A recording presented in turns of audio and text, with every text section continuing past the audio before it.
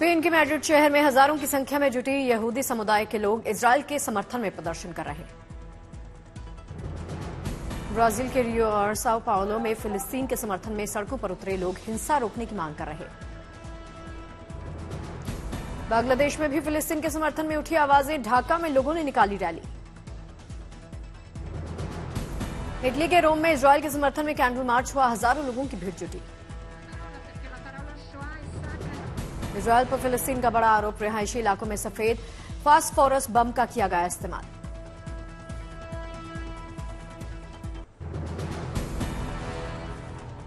Israeli सेना ने जारी किया हमले का नया वीडियो, हमास के 9 सैनिक ठिकानों पर बनाया निशाना, दिखे धुएं के बादल। गाजा के अल-रमाल इलाके में इजरायली हमले के बाद बिखरा मलबा, इमारतें हुई तबाह। रूस के राष्ट्रपति पुतिन ने अमेरिका पे फोड़ा इजरायल हमास जंग का ठीकरा, बोले पश्चिम एशिया की स्थिति के लिए अमेरिका जिम्मेदार। तुर्की के राष्ट्रपति ने गाजा में उठाया मानवाधिकारों का सवाल, कहा इजरायल ने बंद किया बिजली, खाना पानी और इसका सप्लाई, ये कैसे मानवाधिकार है? इजरायल ने पूछा हमारे मानवाधिकारों का क्या? MR Erdogan. तेल अवीव में भारतीयों की आवाज में बने हमास के रॉकेट का निशाना, हालात पे प्रवासी भारतीयों ने जताई चिंता।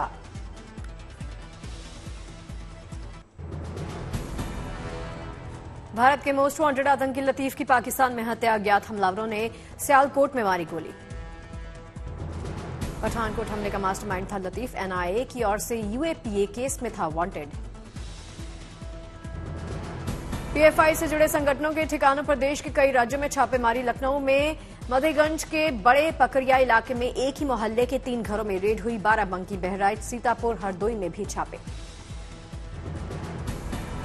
पुरानी दिल्ली के बल्ली मारान इलाके में भी सुबह सुबह एनआईए ने मारे छापे, पीएफआई से जुड़े संगठनों के लोगों की तलाश, शाहीन बाग और हौज काजी इलाकों में भी एनआईए ने की रेड।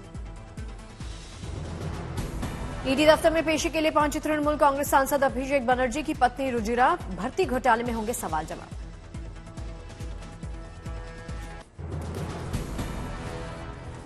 81 साल के हुए बॉलीवुड के महानायक अमिताभ बच्चन आधी रात को मुंबई में घर पे लगा फैंस का जमावड़ा, लोगों ने दी बधाई।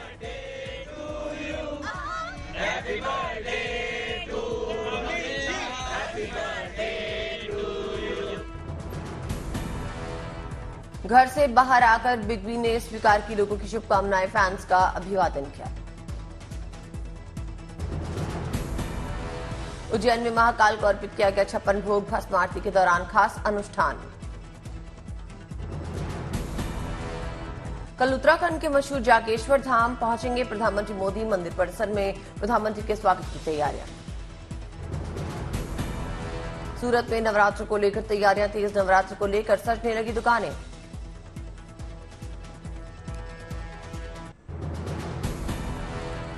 पंजाब के संगरूर में बुजुर्गों में जागी पढ़ाई लिखाई की ललक, पाठशाला आ रही 28 बुजुर्ग महिलाएं। शिमला के पास जुंगा में कल से दिखेगा पैराग्लाइडिंग का रोमांच, अलग अलग देशों से करीब 100 पैराग्लाइडर होंगे प्रतियोगिता में शरीक, सेना और एयरफोर्स के जांबाज भी दिखाएंगे अपने हुनर। थल सेनाध्यक्ष जनरल मनोज पांडे ने भी की एशियाई खेलों के पदक वीरों के साथ मुलाकात, नीरज चोपड़ा समेत सभी पदक विजेताओं से की बातचीत। थल सेनाध्यक्ष जनरल मनोज पांडे ने किया पदक वीरों का सम्मान, एशियाई खेलों में मेडल जीतने पर सेना की ओर से स्मृति चिन्ह देकर किया गया सम्मानित।